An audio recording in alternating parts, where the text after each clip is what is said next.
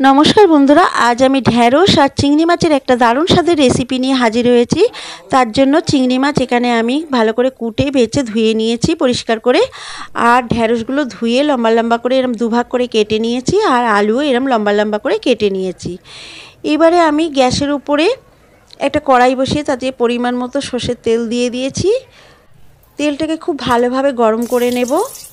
तेलटा खूब भालोभाबे गरम हये गेले ওই চিংড়ি মাছের থেকে অর্ধেক চিংড়ি মাছে আমি নুন হলুদ মাখিয়ে নিয়েছি। নিয়ে চিংড়ি মাছটা ভেজে নেব।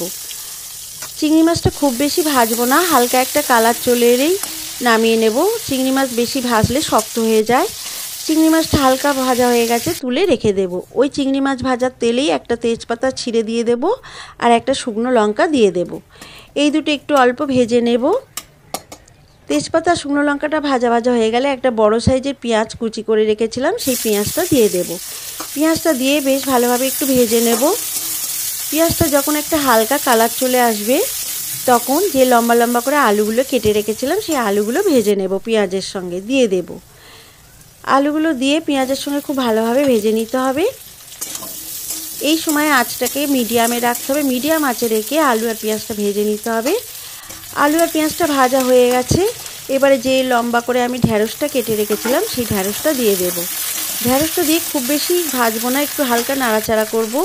এবারে এখানে হাফ চা চামচ হলুদ গুঁড়ো, হাফ চা চামচ লঙ্কার গুঁড়ো আর স্বাদ মতো নুন দিয়ে দেব।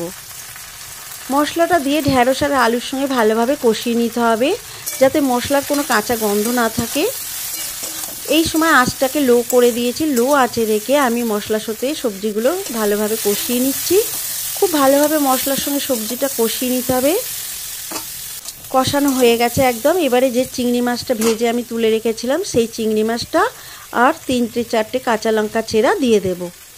দিয়ে আবার সব কিছু আবার একটু ভালোভাবে কষিয়ে নেব।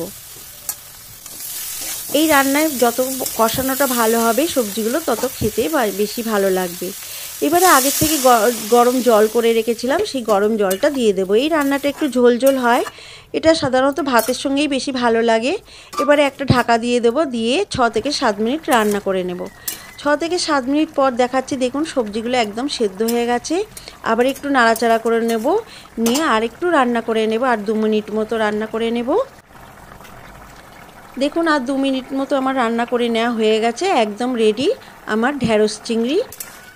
এটা আপনারা বাড়িতে একবার বানিয়ে দেখবেন, খেতে কিন্তু দারুণ লাগবে। এটা ভাত দিয়ে গরম গরম ভাতের সঙ্গে বেশি খেতে ভালো লাগে। আমার আজকের এই রেসিপি ঢেঁড়স চিংড়ির তরকারি যদি ভালো লাগে তো অবশ্যই একটা লাইক করবেন আর আমার চ্যানেলটিকে সাবস্ক্রাইব করে আমার পাশে থাকার অনুরোধ রইল। আবার ফিরে আসবে একটা নতুন ধরনের রেসিপি নিয়ে। ততক্ষণে সবাই ভালো থাকবেন, সুস্থ থাকবেন। আর আমার ভিডিওটা এতক্ষণ ধরে দেখার জন্য সবাইকে অসংখ্য ধন্যবাদ।